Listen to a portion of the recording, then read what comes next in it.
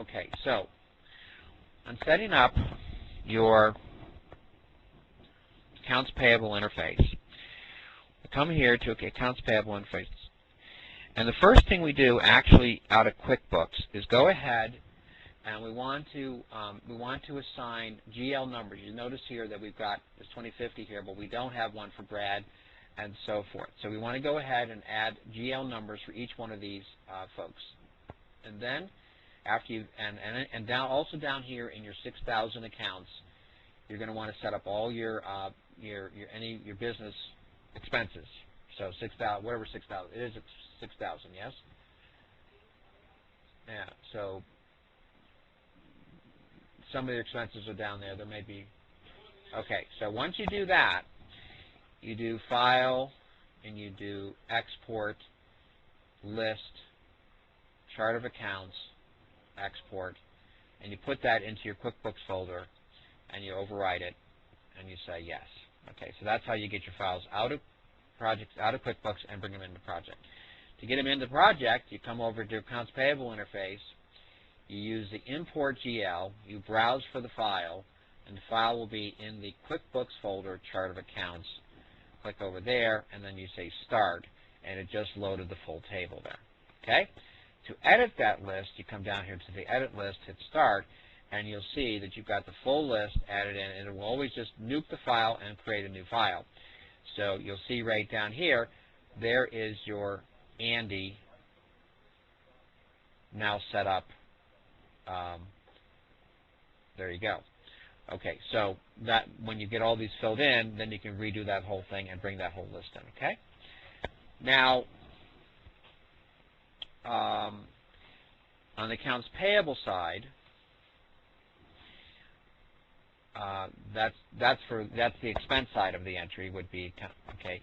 Now we want to set up the payable side. On the payable side, you come down here and you set up your vendors. Now we've already set up your 2,000 vendor for accounts payable. It's 2,000, and it's not a credit card. This is the normal one you'd use for purchase orders. Okay. This is where we will put all of our expenses. Yeah.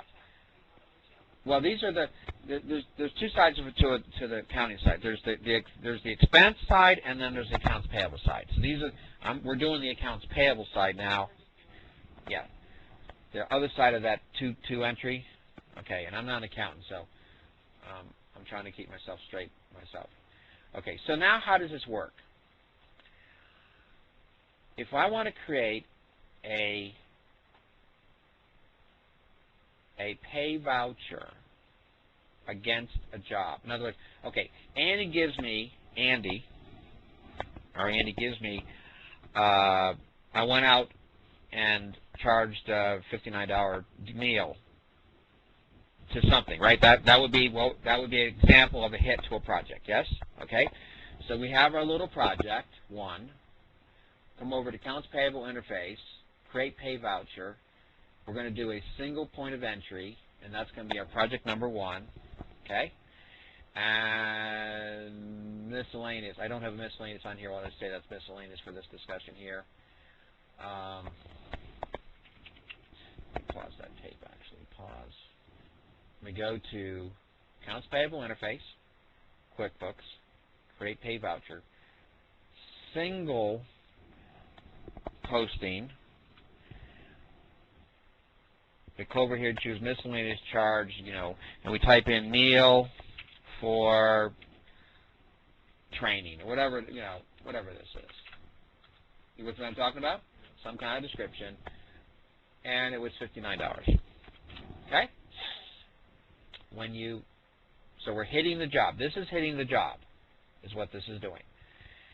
Then it brings you to the Accounts Payable interface, and this is going to be Andy. So you click on Andy. He's our vendor, okay?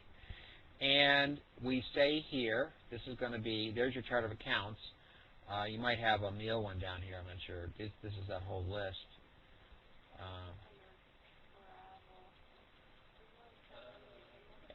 I'm just going to post it to here. We won't bring it in because we don't have the, well, unless you think you've got the right one in there. Yeah, there is. It's under travel entertainment.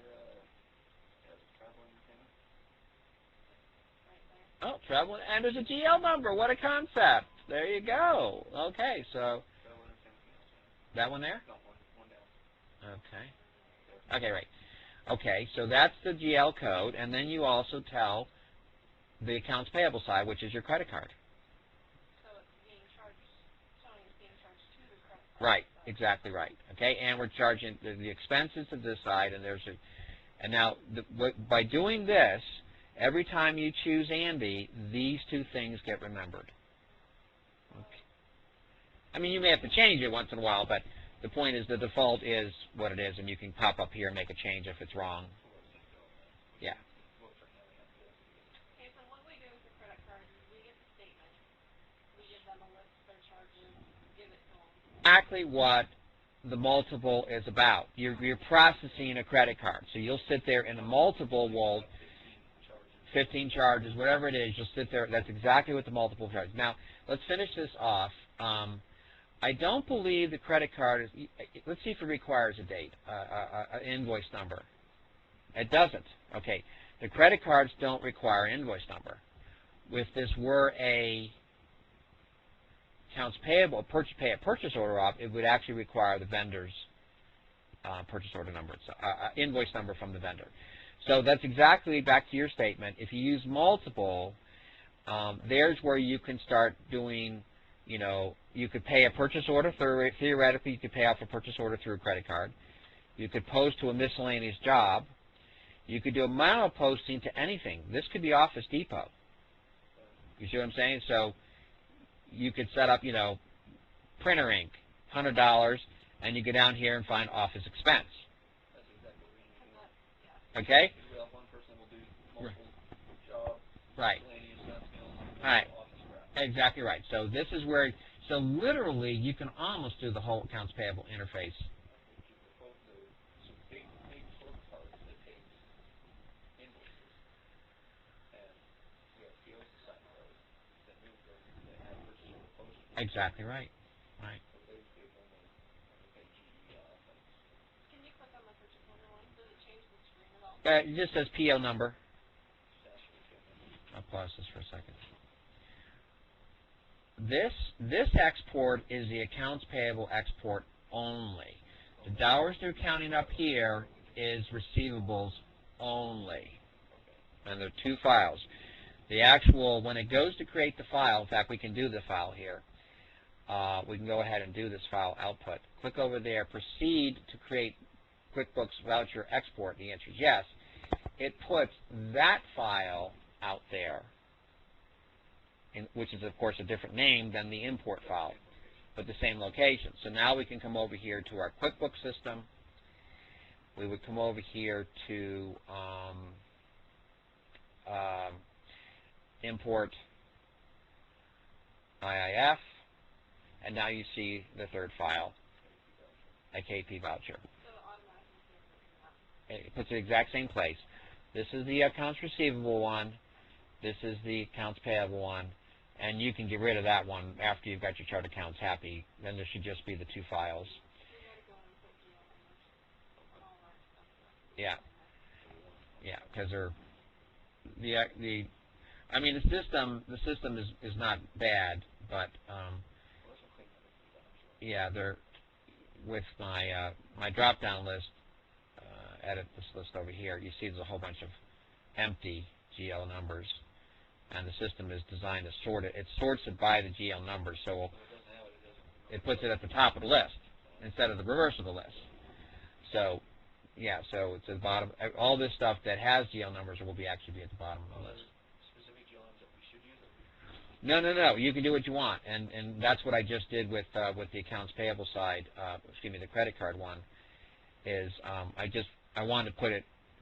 It's after accounts payable, and so I put it 2050, and you've got taxable at 2100. So I just stuck your accounts payable on there, and I started Andy at 51, 52, 53, 54, 55, 56, 57, whatever you're gonna do. Okay, and you can't hurt anything by putting a number. It has to be unique, and it won't let you be but unique. So there's no. But the numbers that are in there are what? QuickBooks, those are 2000 is the common accounts payable account. payroll liability is 2,100. Commonly, 2,200. It's in range. I mean, in Peachtree, in Peachtree, it's 2,350 would be the accounts payable count. But this is all accounting. You know, just It can just be things that the ones that we haven't entered ourselves, so. yeah, But is common practice. Common, They're already set, then we don't even worry about right? And changing those. don't change those. Exactly right. Just adding new ones, and you know, the big. Yeah, and this will arbitrarily sort your this will sort your list by that number. All of a sudden, the number itself is going to be sorting. Whereas these are alphabetical sorted, all of a sudden, because that's in the beginning, that will be the sort. So if you look under your chart of accounts here, cancel, you see that if we go up here to Andy, that currently Andy is at the bottom of the list now because it put the number down there. So when you do all of these, now all of a sudden Andy will be back at the top of the list. Okay? All right. So that is, save this. Oh, we did the export. Let's bring this in while we're doing it. So let's go ahead and bring this in.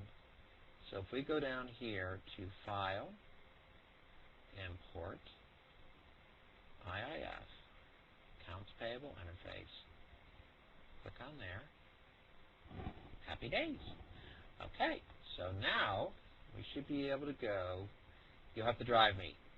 We just brought in a credit card. Where would we go to look that up? did we do an actual charge? Yeah, we did the charge to Andy. Chart of account. Chart of accounts. Okay. Click on Andy. Click on Andy. We double click on him, and there's our $59. We can pull it up and we'll just do the register on it. We double click on there. Okay. So there's the register. It shows Oh, okay. 59. There you go. And it's a credit card. So it's just seamless and accurate. So we can go ahead and delete this guy. Oh, we got to go down to here. I guess you can delete this guy maybe? Is that it? You can look that up. Okay, so delete. Do you want to delete this transaction? Yes. Okay. And that just disappeared from there. And its balance should go back to 0. On that chart of accounts on that one, if you look at, will all those show, like if you double click on Andy right now, it shows the different vendors, meaning, Oh, right. Maverick and the Home Depot and whatever else. Before, when you did it before, it showed just Andy as that person. Well, this was because we made Andy a vendor. Okay. This was, you have to make, When we go through and we make those changes. yeah, you have to make Andy a vendor because the vendor is associated with the credit card, accounts payable side, and his default expense account, which you can change on the fly too. Again, I'll show you that one more time. Come over here, pay another thing, single payment, project number 1 again, and we did a miscellaneous, equipment rental, some kind of drill or something, it was a $500 drill. Click over there, and then we choose Andy. Okay, notice Andy is the credit card. Okay, and now we would go up here to probably not office expense. It's probably more of a job. Yeah, it'd be job material. Job material wouldn't it be a bad thing? That would be it. And if you make that check this, if you don't check this box, it'll post this transaction as it is, but it'll bounce back to the prior one. If you check this checkbox, then it makes that his default for the next time. Okay. Now, if we're paying off purchase orders, let's do that. I'm going to cancel that. Let's create a purchase order in our little project here. Okay, so we got a little PO here, and we'll make a purchase order at F5. Oh, we did the okay. It's already been invoiced. I can't do a purchase order. Okay, drop happy days. Call this and put this like this. Expense. Okay, fine. So purchase order 5,000. We press exit. Yeah. Yeah. And then this is going to go to waiting parts. This will be waiting parts. I haven't set this stuff up. Let's receive our purchase order in. So receive PO. Okay. And then we say receive. Okay, happy days. Allocates to the project, notifies Dave and myself. Now we want to pay that purchase order off. Okay? So we come over here to task, accounts payable, create pay voucher, single purchase order, 5,000. Okay? Now you can't, right now the way the system is set up, you can't pay it unless you received it. Okay? So if I only have one example here, so you use the F6 key here, okay, and you can pay a single line. You can pay a portion of the line. Like if you only got an invoice for 10 of 20, so you can pay a single portion of that, or you can pay all items because it's this slam bam thing. So, and there, if you do this, you get a prompt for the quantity, and then it pays it. Okay, is what it's doing over there. Okay, and it shows you your payee amount right there. That's what is accumulated up to this point. Okay, and then pay. Now, this is the thing that I talked about yesterday. Right now, if this is wrong, you can correct this. It's a let's see. You have to turn on the checkbox. You have to allow point and click here. And now you can correct that. So you can actually change that cost to be the right amount. So this is where you're creating accounts payable, so it's got to be penny accurate. I mean, it's not like we can fudge on this thing. So you'll change the amount to be the right amount. Okay. Now today, it will not update the project with the right adjustment, but within a very short period of time, within a week, I will make this now. When you make adjustment, it'll say updated project with the proper costs. So that's how it's going to do it. Okay. So so job cost is like that's as accurate as you can get. Backfill, right? Exactly. What I'm actually going to do is I've decided what I was going to do is I was going to put a delta transaction, but I've decided to actually reverse the initial transaction all the way out and put a new end transaction. So there'll be two transactions. There'll be a reverse of what was posted originally, and then a new transaction for the hit. So that's what I'm going to do. So you'll see a log file. So you'll see a correction in the job cost detail report. It'll say correction for accounts payable change, something like that. And then so after you finish and it's going to happen right there when you just did it. It just went and did it. So you may see this little hourglass might pop up or something because it's going to have to go do some things. And when you're finished with this, let's do a retotal here. When you exit this guy right here, can create pay voucher, yes. Okay, now you come to your vendor. So Lowell is our vendor. Okay, it knows that. It's gonna it doesn't have any of these things filled in, so it's going to want your terms. It's going if you try to save this, it's going to start saying all kinds of nasty words because you don't have this filled in. So you're going to come down here to your material costs, would be job materials, right? That would be Lowell most likely, yes. You're going to go down to accounts payable there, okay? You can set your default terms for them, and it remembers these terms for the next time. And then you can hit save back. So now we've saved Lowell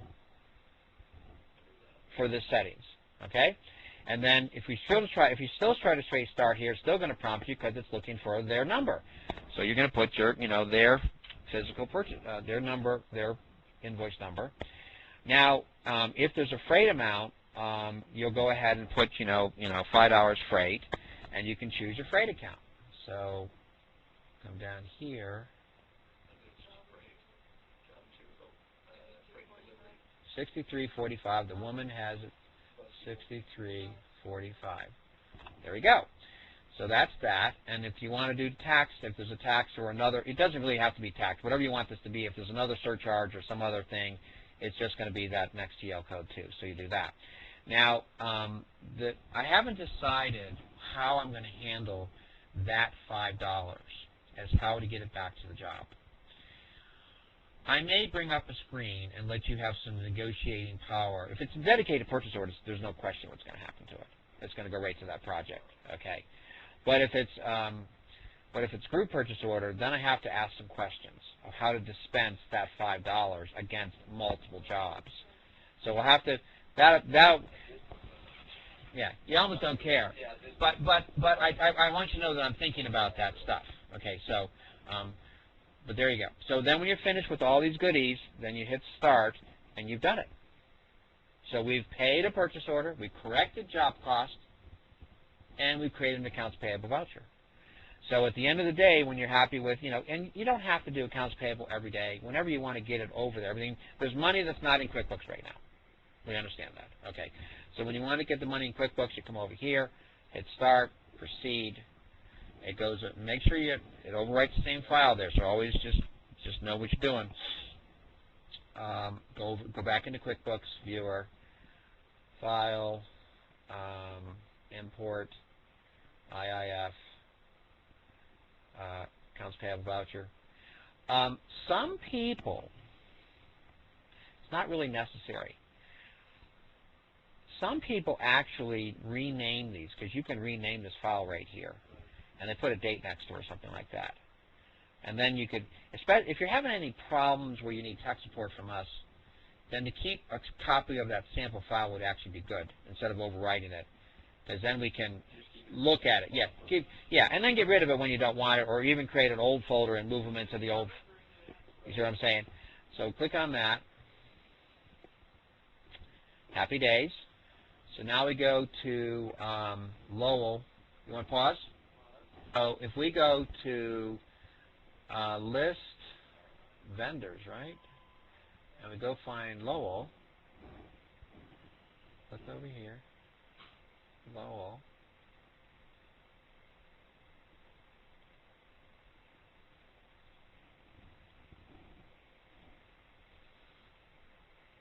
There we go. It should be right here. Lowell right there. There's our transaction. We'll do a open balance report.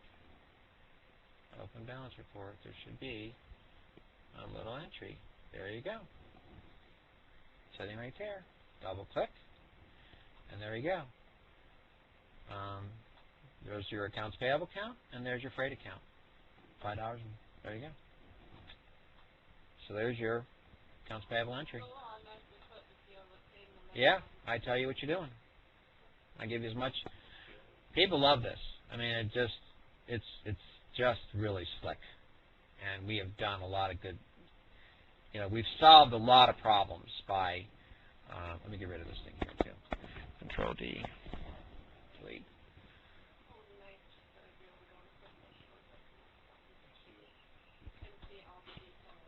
Yeah.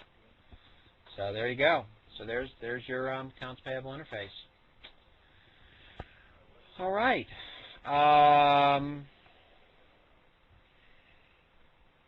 Any questions before we stop the tape? Okay. All right. So I will just close this little viewer thing off here. Close sharing.